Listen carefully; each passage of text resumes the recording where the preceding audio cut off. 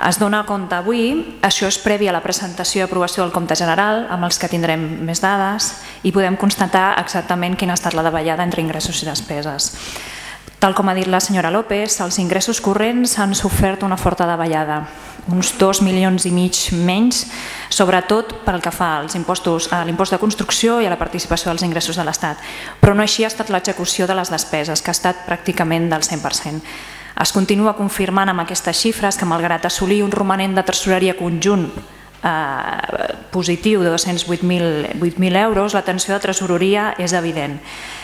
Un exemple d'això és el saldo de disposició de tresoreria, que és de 14,9 milions d'euros, gairebé 15 dels 30 possibles, xifra que va lligada directament a la situació de les empreses públiques, especialment del grup Punsa, cosa i fet que hem remarcat i recordat en moltíssimes ocasions en aquest ple.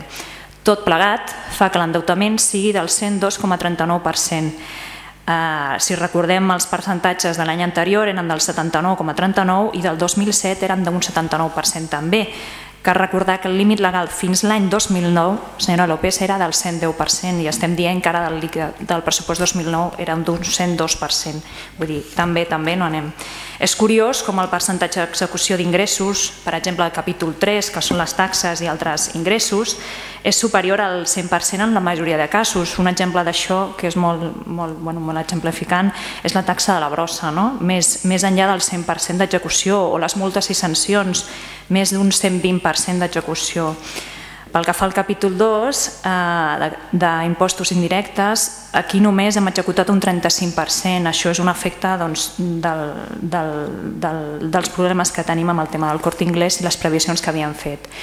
Ja els vam dir en els discurs d'ordenances fiscals del 2010 que s'haurien d'haver plantejat una política de contenció no només de cara al pressupost 2010, sinó que hauria d'haver estat al pal de paller de les seves polítiques de fiscalitat de fa anys i sobretot del 2009. Vostè estava parlant que el 2009 constata la crisi de fa 2 anys. Els recordo que vostès no van acceptar que hi havia crisi fins a final del 2008 i perquè nosaltres en més d'una ocasió els hi vam recordar. Com a exemple també els recordo d'aquestes polítiques de fiscalitat que l'augment dels impostos i taxes municipals que vostès van preveure pel pressupost 2009 no tenen res a veure amb aquesta política de contenció rigorosa i prudència, tal com ha dit la senyora López, perquè van pujar un 4,7% quan l'IPC real va ser del 1%. Bé, no sé si és que ho he fet molt bé o molt malament perquè la senyora López no ha rebatut cap de les xifres que jo he comentat en el meu discurs. Després ha comentat que any rere any diem el mateix. Jo no fa tants anys que estic aquí i em sembla que cada vegada que parlem de pressupostos i liquidació comentem coses referents a aquelles i són bastant diferents. Vull dir, o si les idees són bones i vostès no les accepten, poder les hauran de repetir. Després, quan vostè parla i ens compara amb d'altres municipis, a mi també m'agradaria comparar-nos amb d'altres municipis que tenen auditoris, tenen teatres com Déu mana i tenen altra sèrie de coses que nosaltres lamentablement no ho tenim.